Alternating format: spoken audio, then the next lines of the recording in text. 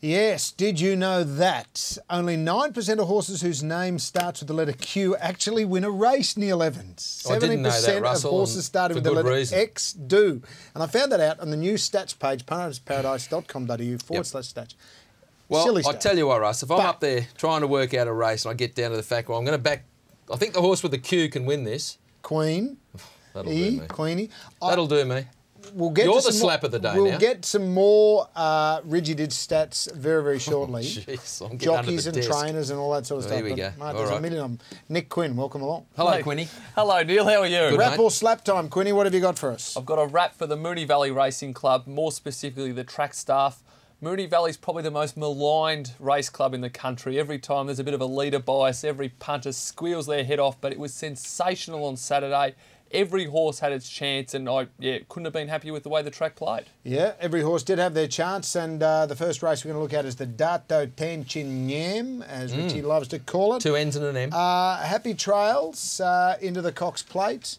Green Moon and some Craig Williams fans were a little disappointed that he didn't push the trigger a little earlier, because right about now, 4 wide and 3 wide respectively, Bossy has a look and says, I'm in trouble here. Yeah. And what happened? Well, I'm still thinking Green Moon won the race, but it is tracking here, Green Moon. Yeah, you just wanted to be on Green Moon, a big run. Geez, Happy Trails.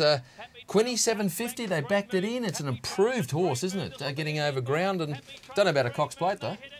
Well, you say that, but then again, it's tough, it's fit, it's going to be on speed, and it's just one at Moonee Valley, beating a few horses that will be taking on in the Cox Plate. One of our friends, theprofits.com.au, who's always tweeting into the show, has been tipping this horse for a few months, so have to give a little bit of a rap there. Yes. What about rekindled interest? I know it's a Moonee Valley fan, but it was a plugger's run. It has that look about it every time on a race. I don't know about a plugger's run. 2 starts ago. Same thing. Last start, or that day. Well, second up into a pretty good race. Money for the top 2 in the market, big time. Rekindled interest. I don't know, maybe a touch dour, but geez. So let's just go around the tweets, and our Twitter address, of course, is @TVNTTYK. Almost up to 1 million followers. Almost. Surely after the weekend, Sincero's form has been franked at $14. Might be a great early bet for the Cox Plate. Well, which is the better race now? We're looking back. Well, because Sincero thumped Happy Trails. It's a very astute tweet there from Trevor, because a lot of the horses that you saw run so impressively on Saturday came out of that race behind Sincero at Caulfield. So the form line is stacking up very well, and if seen is believing, Sincero's the obvious. Well, Sincero lines up this weekend. $14. It's an outstanding tweet at $14. Each way. Is it still $14? Oh, don't think so. Well, I don't know. We'll have a look at it. Didn't check. The email address is, of course, ttyk@tvn.com.au. Rekindled interest, not from me, but from Chris. Complete gunner horse. 3 from 18 wins. Started $10 or less in 13 of those runs. Should have won a Cox Plate. Bookie, yeah, but that's what I mean. He's a bookie's favourite. Hang on. Grand Army should have won a Cox Plate. They never called it a gunner horse. Yeah, but it turned around and won a couple of other races. We're potting it too soon. Did win 14 other races, yeah, I know, Grand Army. Probably not a great example. No, it wasn't. Hence the reason why I'm I was on giving Grand Army that day too. Oh, please. But anyway, next run, critical. Could be the pivotal turning point of Rekindle Interest's career. I think it's a premature pot on the horse. I think they've just said all along it's all about the Cox Plate, and I think everyone's judging him too early. And it's hard because you want to bet on these races. Of course, you at the can't moment, just say I'm not going to punt I was on him. I thought he'd win on. I thought he beat Green Moon. Yeah, talking right through the kick. Kick was emptied a bit. I thought he'd beat Green Moon. Where were you in terms of the bar in that race? Were you propping up, or did you race down? No, I was in a pretty good space that time. Where was the world's... That was around Bell Sprinter time, middle of the day. So the world's angriest man was nowhere to be seen. He came. No, they were. He comes out later. No, the Golden Archer punters, they were angrier. Fellas, I know Craig Williams is the P at this time of the year, but Saturday was on Green Moon. Dare I say, he waited too long to push the trigger. I agree, and I am talking through my kick. Yep. He was also on That's the One, says Greg from Casino. Missed the boat again. Thoughts? And yes, I'm talking through my kick, which I love. I tend to agree. That's the one. I was on it too. That's the one I really like at Flemington. I think next start. No. Talk about Moonee Valley. Well, Green Moon, that might be the horse. It might be a short sprint, and you can't expect it to go for too long. It did look like he had it on toast, the winner as well. You thought he was just going to go straight past him. Did Craig Williams not go early enough, or did Green Moon sort of cat it a little bit the last 50? See, because Craig was, look, I was talking through my kick when I backed Southern Speed, and I loved the fact that he waited and waited, but that I wanted him to go. I hate them when they sit on him a little bit early, but anyway, if he wins, I'm giving him a wrap. Here is the Cox Plate market, Neil. Yes, Piero 460, $6.50 at the stablemate More Joyce. Geez, Managar, maybe punters like $8 it, $9 Green Moon, Ocean Park rekindled. Sincero, $13. Must be the value. Yeah, possibly. But what about if Managar comes out and wins this Saturday, like many punters expect he will, how short does he then become? Does he come into $6? Do you take the $8 before Saturday? I think you nearly got it.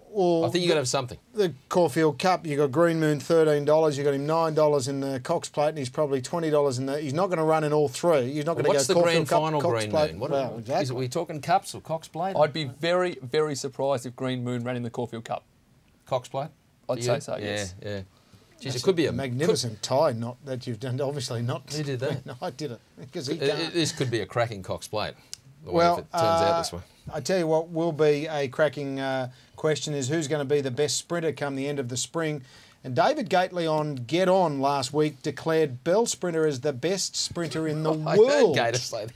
I thought, Gators, what are you on? But he might have been on something that we all should be on. Well, I've thrown down some cards about Bell Sprinter, but Gators just come over the top with a cracking card. But we were all wrapped when it left the machine. In fact, I was worried it was too forward and going too well early, but still got to the line nicely. I should have tweeted, and I was a bit sneaky because I was on the phone to my very good friends at George, and I actually waited. Yep. And it jumped, and when it jumped, I actually said, I'm on. I'm on. Yeah, Bloke said your bet's you're an on. in-play man. Bet's... You're an in-play man. But big runs behind the horse as well. It was a high-quality race, quickest time of the day. It was the only 1,000-metre race, but...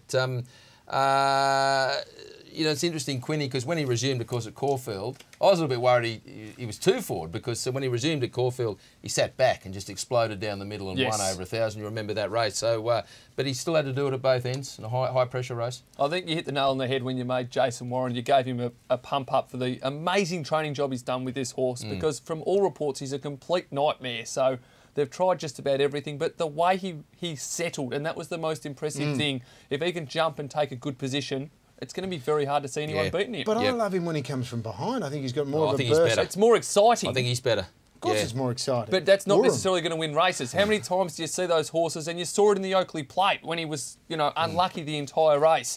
You don't run into traffic if you're leading. But he bumped into a superstar in the Oakley Plate in Wirral. Well, you know, just occasionally. Chairman of the Warren Fan Club, by the way. Once a year superstar. $41. Thanks for coming.